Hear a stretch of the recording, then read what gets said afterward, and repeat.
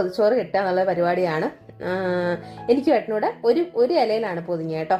അപ്പം നല്ല കാത്തോരൻ ഉണ്ടായിരുന്നു, അതുപോലെ തന്നെ ഉണക്കക്കൊഞ്ച് ചമ്മന്തി ഉണ്ടായിരുന്നു.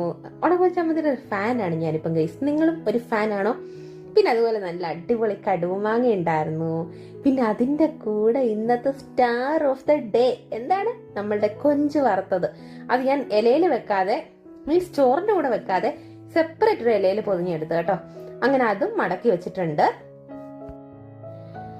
അപ്പൊ നമ്മുടെ പൊതിക്കകത്തുള്ള സാധനങ്ങളൊക്കെ കഴിഞ്ഞു. ഇനി നമുക്ക് ആ മാങ്ങയും കൂടെ വീണതെടുത്ത് നടുക്കോട്ട് വെച്ചിട്ട് നമ്മുടെ ഇല അങ്ങ് പൊതിയാം. വാഴയിലേക്കകത്ത് നമ്മുടെ ചോറ് പൊതിഞ്ഞു കഴിഞ്ഞാൽ പിന്നെ മെയിൻ ഭാഗം എന്ന് പറഞ്ഞാൽ അതിനൊരു അടുത്തൊരു കവറിഞ്ഞ് കൊടുക്കുക എന്നുള്ളതാണ്. അതിനൊരു മലയാളം പത്രം മസ്റ്റാണ് ഗൈസ്.